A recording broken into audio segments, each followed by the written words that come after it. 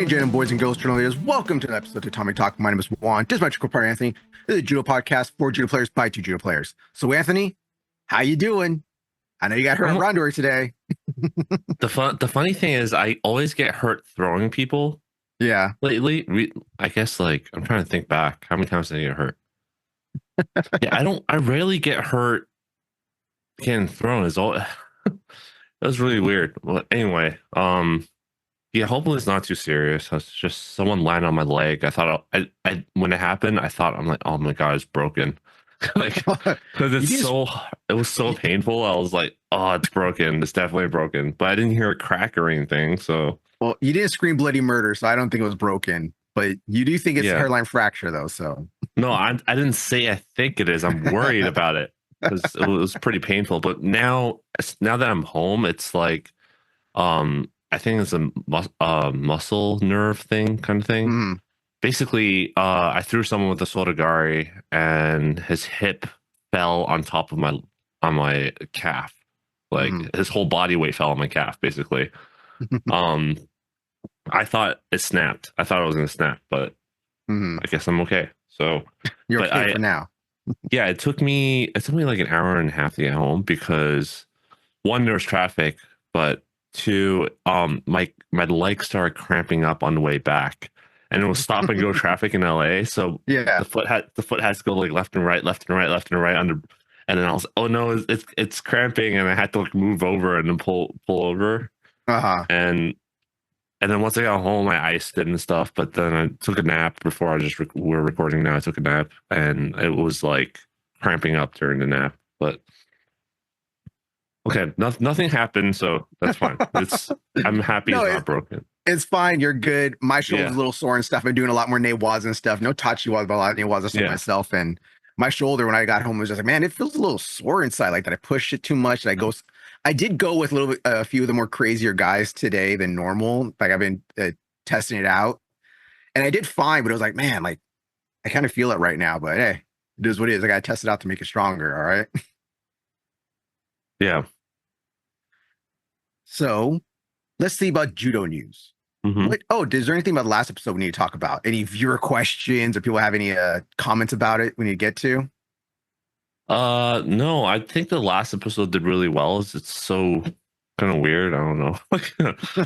I was just like, oh, I guess it was touched some nerves, but I was telling you about it in the dojo, like how. No, I wasn't telling you. Who was asking about it? And we said it surprisingly did really well in terms of viewers and listeners. But I also said the episodes that do well tend to be people who it relates to people, and people like, oh yeah, like we do that, like, and then, but it's kind of like, no, you guys don't like, Anthony, always create enemies for us. Yeah, the episode, no, not the episode. The example I used was how people hear certain things and they try to like use. Man, you're right. I'm making it sound really bad, huh? Yeah. Well, I'm not gonna use the word I'm thinking of, but it's kind of like when a really cute girl's like, oh yeah, I like these kind of men, and then you're kind of like, oh, I did that thing one time, so I guess I'm that kind of person. Like, I like hiking. I walk through the park sometimes. I hike too. So that was the funny example I gave, but no, Bill, it was interesting. I don't think we got any more. Oh, there's one other thing. That's a feedback of myself, but after we talked about it last episode, I was really busy that week after we recorded. And I actually, the episode comes out on Friday, and I didn't edit it until Thursday. And then it also takes time to render and upload, which takes like half an hour each at least. Yeah. Well, the upload takes like an hour, but the rendering takes like half an hour. So while I was editing it, I'm like, shit, I just said I'm going to do a better job of editing stuff out. And now I'm like, I don't have time. I'm just gonna like leave everything in. One thing I did get from last episode that I was like, whatever, it's not a big deal to me, is that you put it's episode 209, but you put episode 208 at the beginning. I was like, whatever, who cares? Is that a big deal to people? Oh, but I did get two people. I did get two people message me about that. I was like, whatever. If Yeah, that's just bugging you about the episode, then I don't know what to man, tell you. yeah, I probably forgot. I can update it. If it's just a thumbnail, I can update it. Maybe I'll do that. I didn't realize it, but I was so busy and I just like sped through it. I'm like, whatever, I'll do it next time. Like procrastinate, like, because there was a part where I'm like, oh, I can't remember what I was gonna say. I'm gonna edit it out later, and then like Mhm. I didn't edit it out. I left it in there. It's raw, uncut, uncensored. Two judo guys giving their thoughts and experiences. All right, so that was kind of fun thing that happened last episode. So going back to judo news, some international news. The only big thing going on right now is that the Olympics is coming. The Olympics is coming. The Olympics are coming. Again, oh Are God, you just talking. ready? Stop talking I know. about I ain't gonna it. stop talking about it, Anthony. I told you this. I ain't gonna stop talking about it. So as of day of recording, this is a Saturday. We are 6 days away. By the time this episode comes out, it will be the next day is the judo part of the Olympics. All right. So us in America, we usually don't get a lot of the fun martial arts fun Olympic sports, in my opinion, easily accessible on the TV. They don't show the judo, they don't show all the taekwondo, they don't show all the wrestling. I love Olympic handball. They don't show the Olympic handball all the time and stuff. They'll show like weird matches. But this time, and I know we talked about this last time for the Tokyo Olympics, Peacock, the American service for Peacock says that they're going to have all the Olympic sports now available on there. They said that. So I bought Peacock. You already have Peacock, don't you? Or did you No, already? No, I thought you no, did have Peacock already. Whatever. So I no. got Peacock What made you think I don't watch TV? Why would I have Peacock? because you have all those damn streaming services. That's I why. don't have any streaming services. You got all streaming services. No. So I got Peacock for the low price of $20 for a whole year. They're doing that sale. And so my thing was I just keep checking the Olympic page to be like, what's the sports coming up? When the sports coming up? And finally, last week, the sports came up and I looked for judo. Judo was there, taekwondo was there, handball was there, boxing, wrestling was all there. And you can actually start bookmarking for the final blocks or bookmarking just the entire day. So that when it comes on, it comes up in your stuff that the games are happening. Mhm. So instead of how last time they said they were all going to have, all the sports are going to be on Peacock. You can watch everything on Peacock. And then a lot of people bought Peacock. I think you did too. And I know some other people from our dojo bought Peacock. And then Peacock was like, actually, no, we're all going to have the big sports on Peacock. If you want to watch judo, wrestling, taekwondo, and stuff, you actually got to go to MSN, go there, or MSN Sports. No, you have to log in with your NBC, which is Peacock, right? Yeah. You have to log in with your cable subscription provider. So you have to log in with like Spectrum or Cox or what was the other one? Optimum, whatever Comcast is called now. I can't keep track of all this stuff, but you had to log in with your cable subscription in order to view it. That's what happened last time. They changed it last minute, which is why I don't even know if I can buy it Peacock because I told you I did a chargeback, right? Yeah. Usually when you do a chargeback, they ban you for life. Do they? Just get another email address. It's not email address. I think it's by your name and address or something like that. So no, because when I got Peacock, just email address. No, they like the credit card. They somehow they know by the payment provider because there's like all these all these middlemen that does payment. Okay, you get a prepaid card. You put it on that. I'm not gonna jump through that many hoops to do that, but the reason I know that is this is gonna be a side story, but Fortnite. Yes, I know Fortnite. Yeah. So I played Fortnite before it was super popular, right? Oh yeah, and before. It was a battle royale game, like which is why it's popular now. It's because it's battle royale. Yeah, Fortnite used to be a zombie survival game, kind of. So you play with a bunch of friends as co-op. You build a fort, and then like zombie waves coming to defend the fort, kind of thing. Yeah. But it used to be like that kind of game, and then they made it into a battle royale. I'm not going to go deep into the lore. Yeah, the lore, but it was a different game. Okay, so I paid money to support Fortnite early on because I loved the game. It was so fun. I was playing it. Then the Battle Royale came out and it was getting popular. And then I was like, okay, it's fine. I'll just keep playing my PvE. But the problem is I get motion sickness when I play certain games that the setting they have in the game is called FOV, which is a field of view. So if the field of view is narrower than 100 degrees, then I would start wanting to throw up, right? Yeah. So I set the FOV for Fortnite to 120. Okay. The thing about FOV is it also gives you a competitive advantage because you can see more, right? Imagine Yeah. like a widescreen lens versus like a narrow lens, right? Hmm. So I was playing Fortnite, and one day after an update, I started feeling sick, and I was like, about I threw up in the at the bathroom, and then I was like, why am I feeling sick? I just keep playing, and I'm feeling sick. Then I read the notes. They're like, oh yeah, the patch notes, and they were like, oh yeah, we locked the FOV to 90 degrees because um some people were getting competitive advantage over it. I'm like, sure, lock it for your stupid battle royale game, but why did you fuck up my game too? Hmm. And I emailed support, they refused to do anything, so I was just like, all right, I'm gonna charge back. Like I charged back I charged back the it was like 30-40 bucks that I paid for it. And Hmm. then they banned me from all their games. All of their Like, game. yeah. Well, Like I fine then. You want to play? You don't can't well, play. I don't remember. It's not. Was it Epic? It was before Epic bought it, but um, there was some other game I was playing, and then like they're like, "Oh, sorry, we can't take your money because you're banned." I'm like, "What?" Mhm. Like I was like, "From what?" I was like, "Oh, it says here that you charge back on Fortnite." I was like, Yeah. "What?" So that, and I was using a different card and all that kind of stuff. So yeah, I don't know. That's why I think about with Peacock. So Okay. Well, I got Peacock and I got, like I said, the low price of $20 for 1 year. So, and there was a weird thing when I was reading the contract stuff. Like, when does the year's up? You have to pay the full price, and the full price is even different than the regular full price. I'm like, I ain't paying this regular full price later. Like, whenever I'm gonna, I'm gonna cancel you like you a week jump on. before. I mean, $20 for a year is not bad, you know. No, 20 But bucks ain't bad for a year and stuff. But but I ain't paying. for me it's the principle, you know. Like Yeah, I'm not gonna forgive you unless you like prove to me you've changed. Like it proved to me. Well, I'll see if they changed. Okay, I'll see if I can watch the Olympics on there. Okay.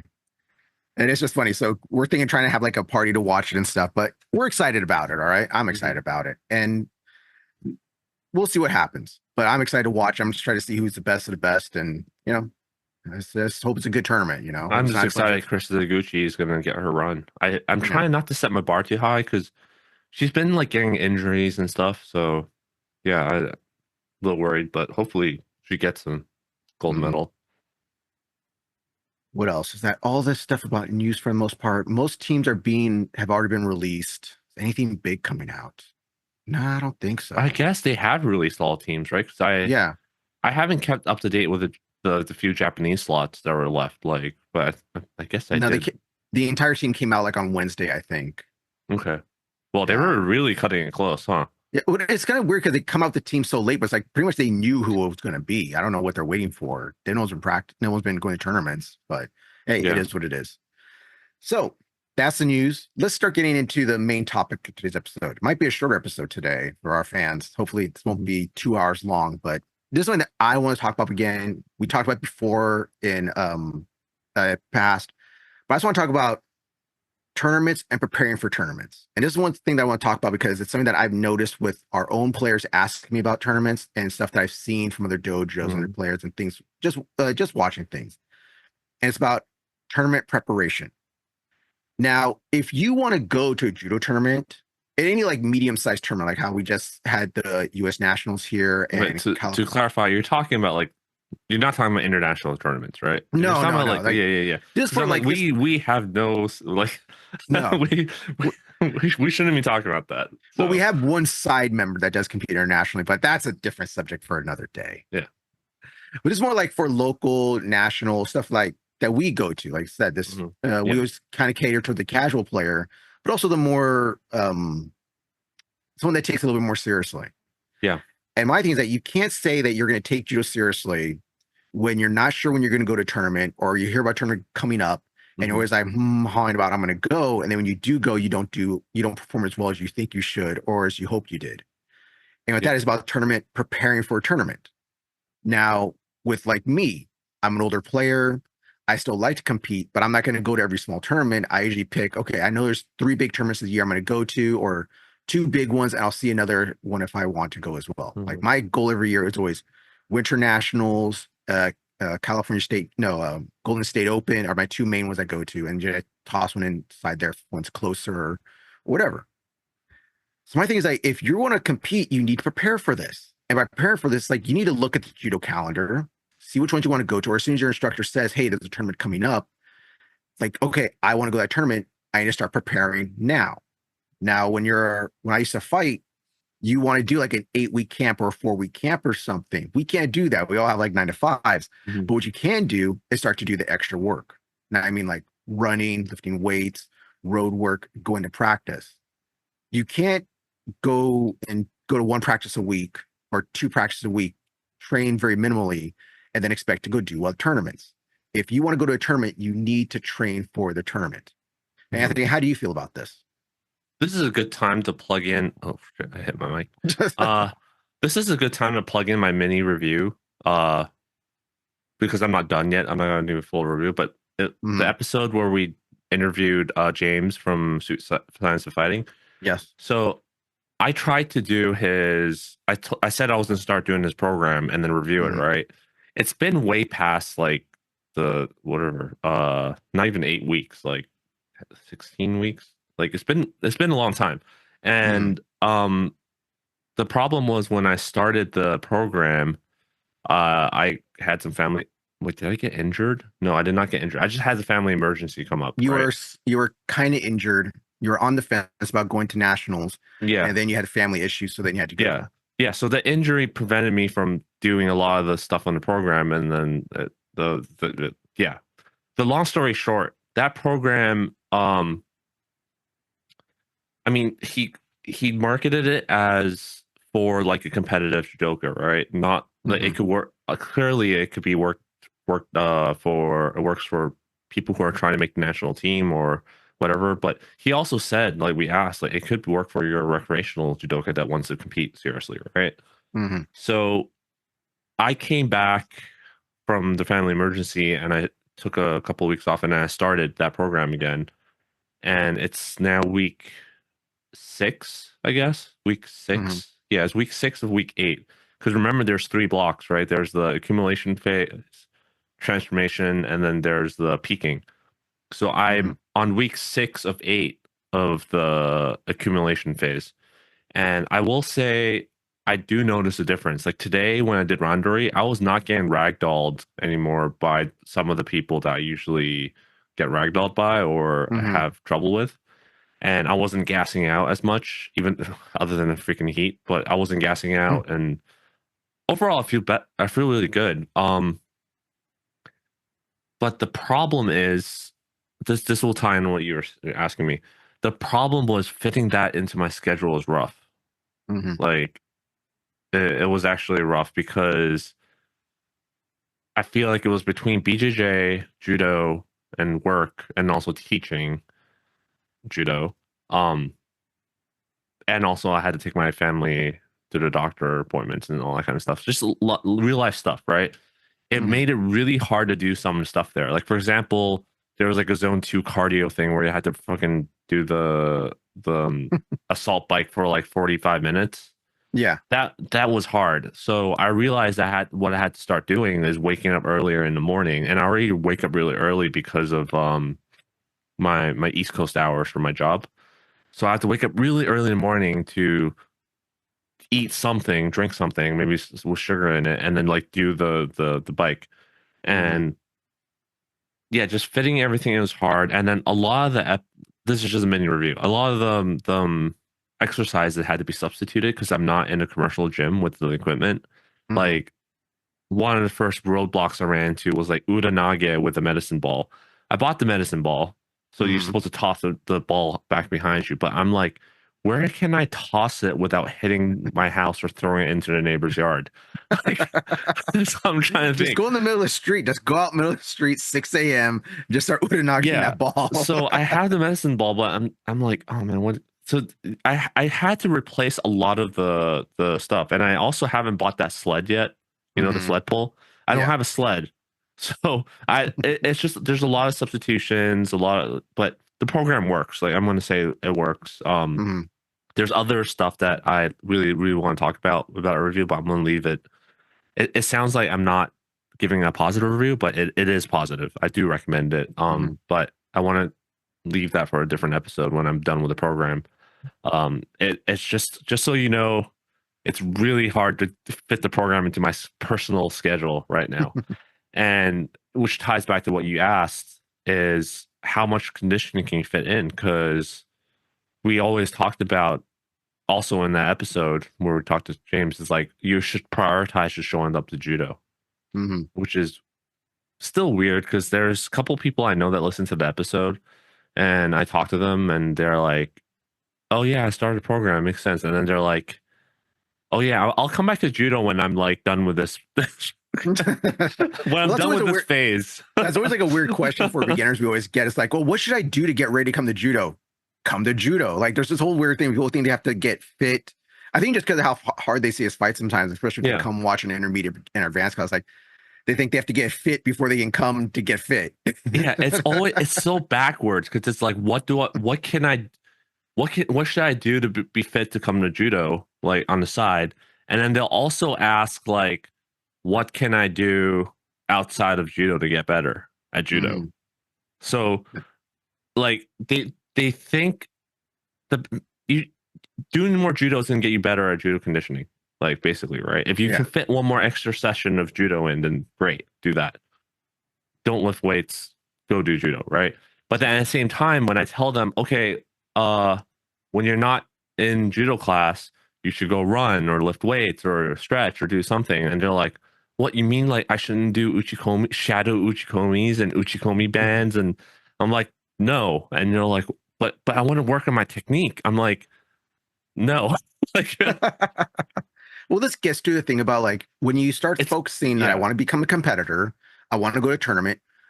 What do I do? What do I need to do to get better? And it's like, A is come to practice more. If you want to do well at a tournament, you need to come into practice. If your dojo only has 2 days a week, then you need to go and work hard for those 2 days a week. That's like minimum. But you should be going 3, maybe 4 days a week if you can. Yeah. And then you add stuff on top of that. Like me, I have to go running. My cardio, for some reason, I don't know what it is about, but my cardio is terrible. All right. Pull me to deeper water, I will drown. Okay. I don't know what it is about me. But like when I start choosing, I'm gonna start competing. I need to start upping my running game. I need to run. I need to run more. Okay. If you start focusing that I want to start being serious about tournaments, you start adding supplements to it. Like we have some guys that we talk to right at our dojo that's like, oh, I want to get better. Well, then you need to come to practice 3 days a week and start running, do some road work to get your cardio up and start lifting weights, certain weights and certain styles to build up your muscles for judo. Yeah. And it's a really good thing that Philippe started is that he started doing the fitness class again. And it's funny, our fitness class always starts off very well. It's just, it's hard. You know, this is judo fitness. This is judo. This is fitness directly for judo. And people, I'm sad to say, it's easier to power lift. It's easier to lift for bulk than it is to lift for judo. And that's just my opinion. Okay. So it's one of those things where you need to start focusing on what you want to do. And now I would be careful saying that because I think they're hard in different ways. Yeah. Right? Well, I'm saying like they're different things, you know, you don't power lift to go fight, in my opinion. You know, it's the whole thing about you don't want to be too muscular or your body's going to not have that oxygen to compete. Okay. You're doing a fight. You're not doing a bodybuilding contest. Yeah. People have to remember, like, this is supposed to supplement, like, it's supplemental training. It's supposed to supplement your judo training. And if you're competing in your competition, it's not like, people are like, I need to pack on some weight. I'm going to do a powerlifting weight gaining routine. Like if you do like a bodybuilding routine, like there are certain things you can do to optimize hypertrophy. Like we asked James about this, right? I was like, is hypertrophy important for judo? There are stuff that you can do to maximize the aesthetics and hypertrophy. Then it might not be the best for judo, you know? So you have to make those decisions. Some people want to look good and also get some conditioning. Then yeah, maybe you want to shift towards a more like aesthetic based kind of the training. But otherwise, people have to really keep in mind supplement. Like supplement is like, it's like condiments, right? Like if you get a hot dog, you want the hot dog, and then it'll be nice if there's also ketchup and mustard, but you can't just have like ketchup and mustard first and then we ran out of hot dogs, guess I'm just gonna eat ketchup and mustard and hopefully I understand what a hot dog tastes like from eating just ketchup and mustard. I hope I'm not hungry after this. But that's just Yes. my thing. It's just about you when you decide that you want to be a competitor, compete locally, international, nationally or internationally stuff. It's just about taking stuff seriously. And that's when so you have to start looking at the calendar and picking what you want to do. And it's just you need to just take competition seriously. That's just one of my biggest things. And I've been trying to tell some of our students that I post stuff and I put stuff up as soon as stuff comes out that's locally or I think that can help you guys out. I post immediately. And I hate that how you get people 2 weeks before still being like, oh, I might go, I might not go. And then I know it's going to happen because it happened at Golden State. They Yeah, but perform. real life stuff happens, you know. But That's well, that's the thing. Like, you need to figure out what you want to do. I know yeah, when I used to do this too, when I was like a white belt and brown belt stuff, I was like, oh, well, let me see Sensei Gary. Like, when I talk to Sensei Gary and stuff, like, I'll tell him, I just want you going to go compete at this next tournament. And I'll tell him, well, I'm thinking about it, but I might have work that day. I'm not sure.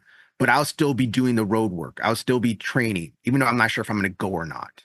yeah, I do that too. Yeah, So that's why you got to plan stuff out. You can't just be going to class. And I did that one time at Nikkei Games years ago. And Eric Mendez was like, "One, I thought you died out there." Like I thought I died out there, where I just had no cardio, and he had to drag me off the mat. yeah. If you're trying to take it seriously, then yes, you have to decide which tournaments you're going to go to, because if you don't plan it out, how do you know when to peak, right? Yes, Like we yeah, talked about. But otherwise, for a casual person like me, like I wanted to go to nationals, and then family stuff happened, and I never went. Um, or sometimes you just get injured or whatever. Then your average person just like work out. I think you don't have to commit to it, but just at least do some sort of running, some sort of lifting program, but then don't go like ham, so where you can't stand the next day, right? So it affects your yeah, judo training. Um, but otherwise, it's a good idea to plan out in general, because there's something, and this is something I think our dojo is not very good at. You know, I will say is we don't have like a team atmosphere. We don't like go as a team. And you see other dojos, there's a lot of team spirit. hmm, Not that we don't have that, but we don't have a competition oriented team spirit. Like yeah, we don't go as a team, and like and part of it has to do with how the tournaments have like one person go at 10 a.m. and the other person goes at like 8 p.m. I'm not yeah, gonna stay the whole day. Like I love you, man, but I don't love you that much, you know. So uh-huh, um so we don't have that kind of thing going. But it's much easier when you have a competition team of kids, because all the kids go in the freaking morning. hmm, So it's okay for the parent to spend like 4 or 5 hours to stay and watch and support all the other kids in the team, and it's kind of that kind of stuff. But it's kind of hard with adults, I think, yeah. unless you're like us and have no life and you stay there the whole day.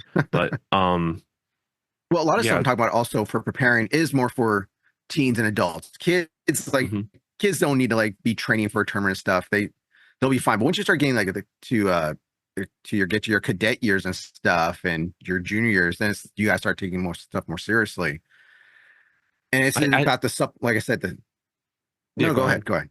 So I was gonna say It's about the sup. Like I said, yeah, we both go there's ahead a and say lag, something there's a again. lag, there's a lag. So Sorry. I'm trying to do laptop guys. My old yeah, laptop's just I'll let you terrible finish with first. this. Go. I forget it. No, go. Okay.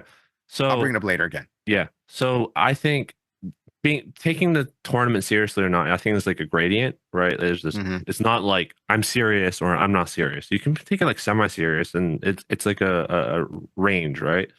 Um, hmm, but if you're like the more serious you are, I think you just gotta compete more, because some people will be like, oh, I'm only going to go to the winter nationals or the big tournaments. I'm not going to go to the smaller tournaments, right? And then like now you don't have any practice in competing, right? Because we always talk about how hmm, competing is a skill in itself.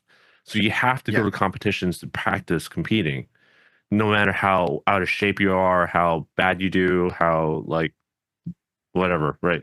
So if you have the time and money, then you should be competing to prepare for that big tournament. But if you're like, okay, I only have so much money per year to and time to get away from family to compete, then I'm only gonna go to big tournaments because I get more fights in, kind of stuff. I want to hmm, maximize my budget. Then yeah, just only stick to the big tournaments. But then you just to know, then you're not getting as much practice in by competing.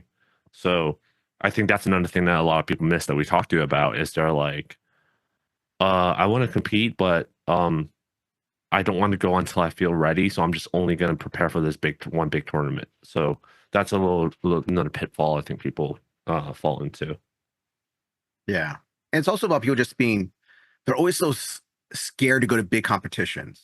I remember that was something that one of my old senseis when I first started doing judo would always be like I grew up wrestling. I grew up wrestling, so we had tournament every weekend. We had dual meet on Thursday and stuff. And even when I was a little kid, when I was like in elementary, middle school, there's tournaments every weekend. And my wrestling coach was like, just go and try, win or lose, just go and try. But one of my first judo instructors was always, nah, you're gonna get destroyed. Oh, they're gonna get destroyed. They shouldn't go. They're gonna get destroyed. And I totally understand if it's someone that's green, they've only been in judo 2 weeks, you don't want to send them out. But after a few months, if you see that they're ready and they can do well, then I don't see why you not should put people out there. But you do get people that are Yeah, scared to compete. And it's one of those nervous energy it, things it's where it's okay. Like I don't feel like people need to. Again, it's like an ego thing, right? Like it's Mhm. compete if there's something you want to challenge yourself with and all that stuff. But sometimes they just want to compete because they feel pressure to. It's like, oh, Mhm. everyone's competing. I guess I need to compete, you know? Yeah. So, But again, you want to send someone in that's prepared. I wouldn't want to send someone that's not prepared to go. That's why, yeah. like I said, doing the extra work is what you need. And we have players now, like there's even some black belts that we have and some Mhm. brown belts that we have that never do extra road work, that only come to practice. And they're And pretty then good they people. gas out though. Yeah. Yeah. And then they gas out. It's like, what am I missing? Well, now you got to start doing the extra work. You got to start doing the Yeah, lifting, doing the it's such a running, shame. It's such a shame because you can tell they could have beat the other guy if they just had more gas tank. or just a little bit But more yeah, strength, yeah. you know? And they're, like I said, nothing's going to beat being on the mat and doing rondo with people. Mhm. But I'm sorry, you just need it a little bit more sometimes. Yeah, It's I just how mean, it is. it in one of the this can be a whole episode by itself, but there's two kids in my class and they came in around the same size, and Hmm. around the same level. And one, it's not that the dad listened to me and Hmm. did this. He was going to do it anyway. But I was like, okay, I know you guys want some of you parents want your kids to get really good, but for kids especially, one of the best things you can do is get them to do other sports outside of judo, do other sports, not get them to do uchikomis at home and that kind of stuff, right? And this one parent had his kids start doing swimming, Hmm. and he was like, man, like he once he started swimming, now he's like ragdolling the other kid, and he was like he was doing really good in randori, and he just like Hmm. shot up way above the other kid. Versus the other kid is just his dad is like a very judo dad, and it's Hmm. like just make him do uchikomis at home and practice like techniques with him and then waza, and like I'm like, you can totally see it's not working. And also the kid gets burnt out, right? If you Yeah. do judo in class and you go home and it's judo, it's like judo 24 hours a day, he's gonna get burnt out. So once by the time he gets to my class, he's like already had like 8 hours of judo. I'm not interested in what you have to say, you know? So Well, it's also how, like, I know these parents, some of these parents, like, I want my kid to be in the national team. That's their goal. I want my kid to go to the Olympics. And like, they're children right now, they're kids. And I know you do hear like these stories about like how the Abe started judo when they were like mhm. 4 years old. Now look at them now. They started when they're four. If they didn't start, the same thing when we had oh my God, what's his name on the show? Um, oh my God, I can't remember his Robert name now. Erickson. Yeah, Robert Erickson. Being like, Hmm.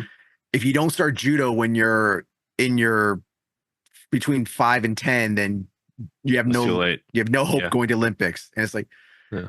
to me, I'm just like, there's just these kids. I don't want to burn them out. That's just one of my things. I don't want to burn somebody out, and that's And with children. I'm not going to say which club, but there's a club nearby that does really well. The kids do really well in tournaments, but you're like, where are all the adults? Like, how Yeah. come where are all the teens and adults that came out of that school? It's most likely they quit from Hmm. burnout, right? Yeah, that's So something I always worry about with children is I don't want to. I want kids to enjoy it and have the love of judo and enjoy doing it and not get burnt out. Like me, I like when I was a kid, I loved going to wrestling. I loved going to karate practice. There's no way I was gonna get burnt out because I just loved it so much. yeah. But All right, back to yeah, the topic. yeah. Back to the topic at hand again. So preparation, select a date, and like we're talking about with peaking, There are programs out there you can look up that will help you get better for peaking. And like I said, some people want like an 8-week fight camp. Some people want like a 4-week fight camp. But you have to get this thing to prepare yourself. You don't want to burn yourself out. That's one thing you need to start just thinking. If you're going to take this seriously, you have to plan this out. If Winter Nationals is the second week of December, that means, I'm sorry, your Thanksgiving is going to suck. You got to start in November getting ready. Start doing your lifting. Okay, know when to start bringing it back down. So when you're not gonna burn yourself out to bring it back up again. And back like how our dojo, we have these kids, we have these teenagers that want to get better. So Philippe's bringing back the fitness for us, and it's not a huge powerlifting stuff. It's simple things that's intense. It's 20 seconds on, 10 seconds off, intense workout that's pushing yourself. Yeah, you see I see this question online all the time on Reddit too. People are like, I have a tournament, my first or second or a big tournament in 2 weeks. What can I do to prepare for it? I'm just kind of like, nothing. Like, it's been 2 weeks, dude. This ain't an 80s martial art film where you can go in the woods, throw some trees, do 2 weeks of training. That's like, I'm better than the main bad guy now. I hate making it sound like an alpha male kind of like thing, but it's like, you don't prepare for war by like preparing for it like when it's about to happen. Like, you should always be ready. So if you have any sort of like intention of competing, and also it's just good for your health in general, right? Then you should be preparing the whole time. And then once tournament time rolls around, about to roll around, you ramp it up, like peak, and then like you just rest and maintain, right? So I'm not going to talk about we're not going to go into details about that stuff, but there's programs out there. So you should be always ready at a certain level. And then you also, this is the other opposite end, right? People always try to be peaking. They always want to be at like their peak and train like ham the whole time, because they treat training in the dojo like a tournament, like a performance environment. So they're like, oh, I want to be super freaking strong, as strong as I can to beat so and so. I'm like, you can't always be in that state for long periods of time. It's not sustainable, whether it's for health reasons or it's like stressful to eat that way. I know all about that. Like, it's stressful to eat that way or like train that way. It's not sustainable. So you have to like have a baseline, and then like when peaking comes around, you ramp it up, and then maintain it. And then once tournament's over, you go back down to like the baseline training. So you need to go to class more than twice a week. If he's only twice a week, then you got to train hard those 2 days. Yeah, more than twice a day. more than twice a day sometimes. You got to go harder than that.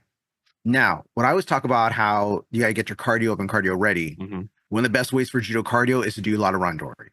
If you can't do randori, one of the best ways, in my opinion, and this is what I do, is you do wind sprints or time sprints, 30 seconds on, 10 seconds off. That's a great way of doing it.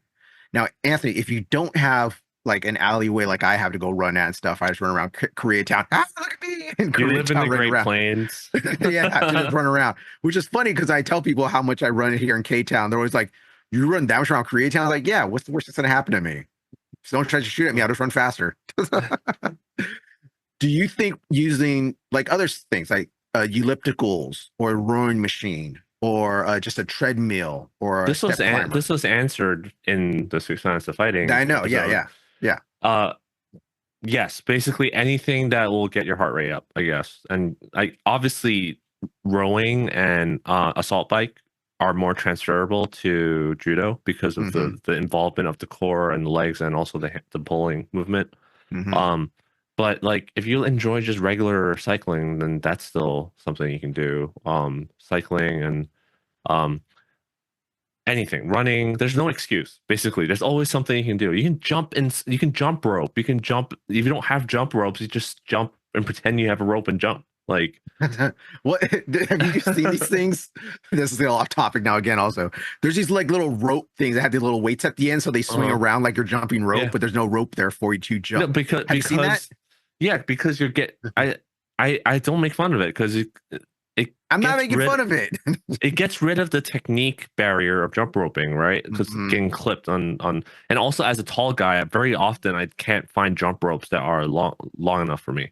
So I have my own jump rope, so I don't bring it to class or something.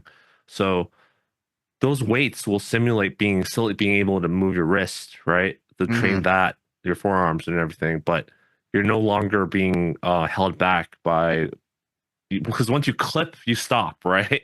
You clip your toes, you stop. Then you gotta Yeah. get it started again. So if you just pretend you're jumping, you're gonna get the whole workout. So there's that. And when it comes to weightlifting, I personally do a lot of arms. You know me, I grew up as a Yeah. wrestler, so we do tons of curls, I bench, and think stuff. curls are useless. That's just me. I pull people in, all right. I pull Hey, people but in, I you can. push them Why don't you off. just practice pulling? You know, Well, like I pull it with weights. I pull in people with weights and stuff. It's the same thing where I'm not a big weight guy anyway. You know that. I like doing things that are different. That's why I like tire flipping, and I like doing stuff with sledgehammer and medicine balls, and I like doing the battle rope. Which, talking to the science guy, he said that's good, but you James. need to add weight training with it. Yep. So it's just there's things you should do and things you can add to make yourself stronger. Yeah. What he said was basically you can do anything. It's just without weight training, you're just not going to see as much results faster. Yeah. Like basically, yeah. And this is all encumbersome again if like just being prepared to go to a tournament. That's one of my things that I just when I saw some people compete and I was just watching how some people were talking, it's like people have high expectations of going to tournaments without being fully prepared. It's a whole thing like going to a gunfight with a knife. Yeah. So I just want to get this a little bit off my chest, Anthony. That's all I had to say. You have anything else to say about this? Well, I thought you were going to ask me about. Well, that's fine. Like, No, go ahead. Say the question. What do you want to ask you no, about? you said from like from my understanding of like the ecological approach Yeah. perspective, like that's why when you asked me, I was like, I don't know if I'm qualified to say it because I'm still not like an expert at it. But Well, that's my another thing. Like my stuff is almost like Cro-Magnon, like go Mhm, caveman style stuff from old wrestling, old judo, old mhm. kickboxing stuff that I still do today. But you're more into the scientific stuff. So through your scientific way and this new ecological training, what would Yeah. you add as a supplement to getting ready for So tournaments? just to give a little background, like ecological approach talks about basically you want representativeness when during training. You want the Hmm. training to reflect what's going to happen in a performance environment, right? So you have the learning environment and the performance environment, and we talked about this before. Like people treat Rondori like a performance environment all the time. So Hmm. now you're robbing yourself of a learning environment, which could work. I mean, but it's not like it's a black and white thing. Maybe some rounds you're doing a learning, you're simulating a learning environment, like when you're tired or when someone's smaller or something. But Hmm. other rounds you're just treating like I can't lose kind of thing. Then you're treating as a performance environment, so you're not going to be taking the same risks and Hmm. trying new things out. Like people know this stuff already, right? Like oh, try stuff out. But like Well, just it's one saying thing that, the instructor tells you, okay, guys, it's a hot day today. Try things out. Don't try to kill each other. Have fun with it. And then 10 seconds later, I'm looking down. Two guys are trying to kill each other yeah. on the mat right there. Yeah, it's like it's one thing to tell people like try stuff out, go light, like, but then when you explain it to them, like, just so you know, this is what like I find more success in it when I tell people as a beginners, like, there's time for training and learning, and there's time for performing. And then if you treat all the the learning sessions as performing, then you're very likely not going to learn. It's like trying to learn math by taking tests over and over and over again Hmm. versus like giving you math problems to solve where there's no stake involved, right?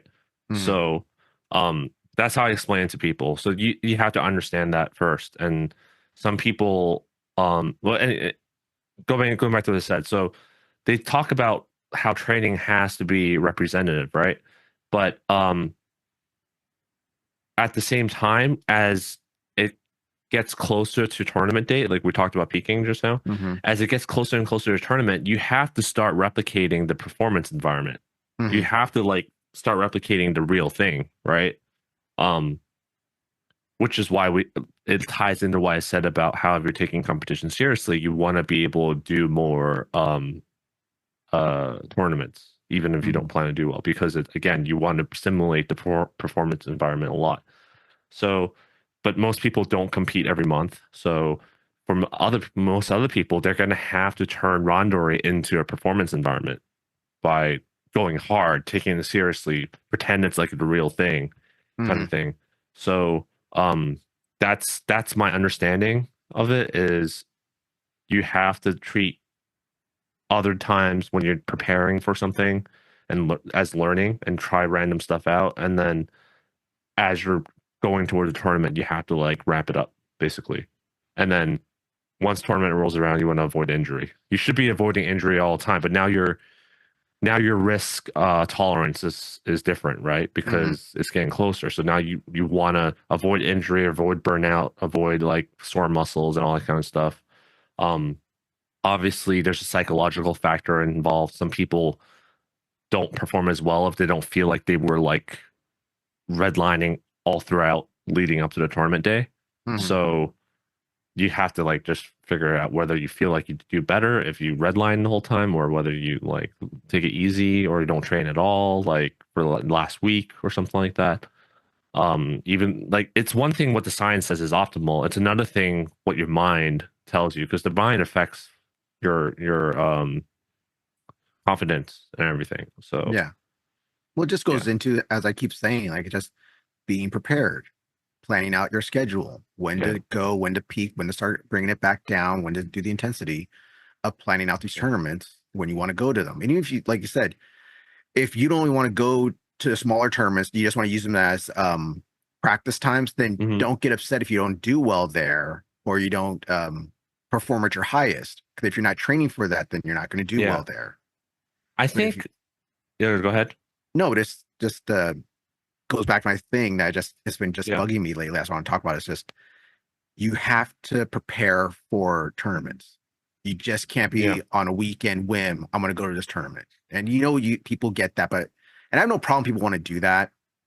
It's just don't be upset at your performance and don't be upset at yourself when you don't go. If you're not even going to 2 to 3 practices a week, then you shouldn't be mad that you're not doing well. Yeah, it goes back to going to BJJ, going to catch, going to kickboxing, MMA, judo, whatever. I mean, not judo, catch, anything other than that. It's not the same as going to judo 3 times a week or 2 times a week. Yeah, it goes back to what I said. Like people want competition results or they want a black belt, but then they don't like do the stuff that they need to get there. Yeah. But I think a lot of that stuff that we talked about so far is all the coaches know this. It's not like we're like gurus and like. No, I just want to put it out there right now because I think some students. Yeah, I know. Don't think that way. I'm saying most coaches know this. Yeah. So all the people that are listening or don't know would have to do is just talk to your coach. They'll tell you the same stuff. But I think what we're trying to attempt is give an explanation behind everything, so it makes sense. Because I think a lot of coaches would just be like, "You have to do this," and they don't. There's no conversation between the student and the coach on why certain things have to be done, or sometimes it's the coach doesn't know why, but it's just how it's always been done. So they can't explain it, but they know like this is what you need to do to succeed. But I don't know why, but like this is what you got to do. Like, so there's that. This is how I trained, and now you're going to train this way. So, and then there's also people who are just like looking for answers outside the club for whatever reason. It's always on the internet. People are like, how do I fix my Uchimata? I'm like, why don't you ask your coach? Like, I can't fix your Uchimata just by you telling me about it. I need to see it. I need to be there. I need to look at it. I just want more opinions from other people. But yeah, so if you want more opinions, that's our opinion. What else? But I don't know how helpful this is. One thing I noticed was I keep seeing like people ask the same questions that online that we answer in a lot of our episodes. Yeah. And not to like toot our own horn, but I think we by far give like the best answer for most of this stuff. But we give different like you have your perspective, I have my perspective, and the truth is somewhere in the middle. Yeah, but sometimes you'll see a guy who's like a white belt and is repeating something they heard and they clearly don't understand it. So like, but then it's someone on the internet saying it, right? Which is what we are doing right now. But we're not Joe Rogan, okay? Yeah, but I just think people should like start. Like, it's good to get multiple sources of information, but you should think for yourself. But my point is, we answer these questions a lot, but I still see them popping up all the time. So it means there's an audience, there's a demand out there for this kind of information, and we're not reaching that audience. So please like, share, and subscribe. Yeah. Because as we said before in the beginning episode, we've talked about this before. It's like just your opinions. That's like anything in time. They're going to change a little bit. Like Anthony loves doing the scientific method. He likes doing ecological stuff. So that's why I ask him, like, what did he do now? Me, just more years of coaching. How do I see different people compete? And me training from wrestling to doing MMA to now just doing straight judo. How does my training change? How do I tell people how to work out? Watching Philippe train people at a higher level and seeing how they improve. Yeah. How many views do we have now on the shorts on the t-shirt throws? It depends. One of our best ones got like 3,000 views. Yeah, so 3,000 views, and I still see people on Reddit asking like, "Can you do throws with against someone who's wearing a t-shirt?" Like, yeah. Someone just asked that the other day. I'm just like, "Are you serious?" Like, look at my YouTube channel. What are we doing? And so I see these questions a lot, but I don't want to be that guy. I don't want to be that guy. There are some people like that. There's like, check out my YouTube channel. Like, I answer like, so I try to type out the answer, but it also gets tiring because I have to type out the same thing over and over again. And it's easy if it's like a one-liner, right? If someone's like, "Can you still throw with a t-shirt?" I'll be like, "Yes, you can." But but if someone's like, "What do you guys think about so and so so?" or "How does the mechanic behind this throw work?" or "How do you teach this thing?" And it's like I end up writing like 4 paragraphs. I'm like, "Okay, it's already in video format. Here's my video talking about it, discussing it, and go look at it." But then people are like, "Oh, you're like shameless advertising." I'm just like, "No, it's just less effort for me." So who's gonna read 4 paragraphs on Reddit anyways? I will no lie tell you, like my wife sometimes we would go out for dinner, or like I'd be at family dinner or something, and I'm like on my phone the whole time, and she's like, "Can you like not respond to Reddit?" Wow, she knows she sees my face when I'm like really into like responding like to a question like that. So it's just easier for me to link the episode if you do see me doing that. So yeah. I'm not gonna be like, check out my podcast, because we answer all questions of life. Like, well, hey, goes the whole thing. Hey, send us an email, send me a message, send Anthony a message. You can find us on Facebook and Instagram. Don't find us Facebook. Actually, I don't use Facebook very much anyways now. But Instagram, you always find us there. All right. So Anthony, do you want to wrap up the show? Is there anything else you want to talk about? People preparing. I always feel I feel like we talked about this topic before, but the discussion is very different this time. So well, for me, it's just a little bit, like I said, it's been a frustrating watching people. And this is like it's never going to end. It's never going to end. In 2 years, I'll be mad again about something like this, and we'll talk about it again, okay? Or in another year. Yeah, it's never going to end. Just like today, I've been getting so many same questions, right? Like, what can I do to get better? What can I do to fix this technique? And I'm like, look, I can give you an answer that will make you satisfactory. Like, you'll be satisfied with it, and you'll be like, "Oh, I got it, I understand it." But I'm like, but it'll do nothing to help you get better. It'll just make you understand it. Just like how I understand a lot of stuff, but I can't do it. Right? There's a lot of things I can explain, but I can't do it. But nothing replaces just doing the thing. Just sucking it up and doing it. It's gonna feel weird, not understanding, but I'm like trying to cut out. I'm trying to get you as good as possible without you running into these dead ends, right? But it's also hard to trust people sometimes, because there's so many people lying on the internet, or just like talk about stuff they don't know what they're talking about. And we're legit judo black belts, okay? Anthony's a second dan. No, I'm a third dan, all right? I legit say I don't know the answer to something sometimes. I legit just say, go ask Philippe or something. So yeah, go ask a sixth dan. Go ask him. See if he knows. Well, that's why we started the episode off with like, well, I don't know. We should talk about like preparing for high level competition. Yeah. Like, I don't think we should talk. Right? I don't know. We should talk about that. Maybe we would do an episode of that with Philippe, but and Robert Erickson maybe. Have Robert Erickson again. Yeah. But I can get you ready for local and national. All right. I can get you really good for local, pretty good for nationals. Yeah. So I think people just need to understand there's no shortcuts. And I think people go online asking questions a lot. is often because they're looking for a shortcut or a satisfactory answer. And once it gets that satisfactory answer, it most of the time will help them. Like one really good example. I'm gonna get like staked for this, right? Kazushi. Oh yeah, your Kazushi thing. Your whole thing about Kazushi. Man, like so many people on the internet talk about Kazushi and they explain it in so many different ways. And obviously, everyone is going to be satisfied with a different explanation, right? But then once you understand it, it's like the most common thing I see is just people freaking pull harder. I'm like, okay, now you're just pulling harder. Great. Did you sell that guy? Like, I don't think so. Like, so I'm not going to talk about whether pulling harder is the Kazushi or not, but I think that's a really good example. Is like now you understand. I'm doing air quotes right now.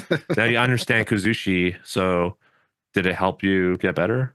Did it change any way you trained judo? Like other than pulling harder? So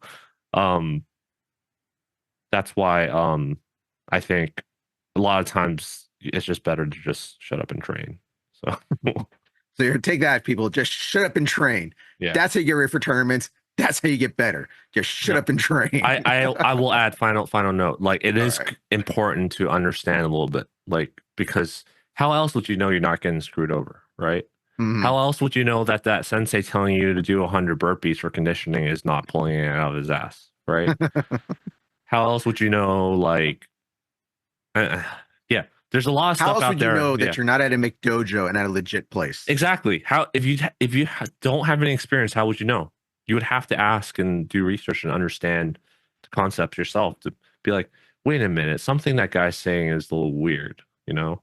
Or another example, I went to 2 dojos very close by. They're like down the block from each other. Went to there on different days. Both decided to teach Osotogari that week. One guy's like, never ever do Osotogaris towards the back. It's always at an angle, right? I'm like, okay, that's not wrong, but I wouldn't say never ever because I throw people at both backwards and an angle at the same time. And then I went to the other dojo, and the other dojo was like, never ever do it at an angle, always do it backwards. So it's like if you're training at one of these places, don't like if you guys never visit each other's club, or you never ask these questions online, how would you know whether they're right, whether they're wrong, or whether they're both right? Or you can do either, right? Well, we have that in our own class with, and this Philippe's going to yell at me now because I said this and stuff. It's like when we teach Osotogari, you and me are very much hit calf to calf or ankle and calf and stuff. Well, I say calf to calf for 1, efficiency, and 2, for safety. Exactly. That's when you and me teach. Philippe is like, nah, get him the back of the leg. You will slap the guy in the back of that knee right there to get him down. Yeah. I'm like, well, his way's not wrong either, but no, it's not wrong. Yeah, but it's kind of mean. Yeah, it's kind of mean. Sometimes a little dangerous stuff when you got a lot of white and yellow belts who don't know what they're doing. They might try to break each other's legs. But it ain't wrong. There's nothing wrong with that. All right. A little dangerous for white belts. But if you don't ask and then you just like listen, then how would you know? Right. It's like why is it wrong to stomp my heel into the guy's back of the knee? So yeah. All right. So with that, please remember to like, share, and subscribe. Like Anthony said before, please like, share, and subscribe. Show these videos to people. Someone have a question, send them our video. I feel like everyone skips you saying this now because you say it all the time, but I'll add just to break the monotony. Like if you want to do me a favor, I guess, to help the podcast, if you see someone asking a question that our podcast answer the questions to, just like link it. Like I appreciate it. Help out Anthony, all right? Help him out. And it's not just to grow the podcast. I'm just like, I like seeing people's questions answered, I guess. So yeah. And don't worry, Anthony loves the heat too. Okay. He loves fighting people online. All right. I just got some heat from this guy who about Samuel Nage, but I'm not going to talk about it. Yeah, go ahead. Let's wrap it up. Yeah. All right. So remember, like, share, and subscribe. You can follow me on Instagram at @Jerry_1. You follow Anthony at Anthony Throws on Instagram. If you can't get a hold of me or Anthony, you can always get us at Tatami Talk on Instagram. You can also send us any emails, remember, questions, things you want to ponder, things you want to talk about. You can send us at tatamitalk@gmail.com. All right. That's pretty much it. Yep. Anthony, you ready? The Olympics? Yeah. You know what? I was going to say already. Don't forget to. Don't watch the Olympics because Peacock sucks. Another sponsor gone. And slap the mat. Unless you're in the Olympics, then don't slap the mat. Because it's Go to your belly. Yeah. Belly out every time.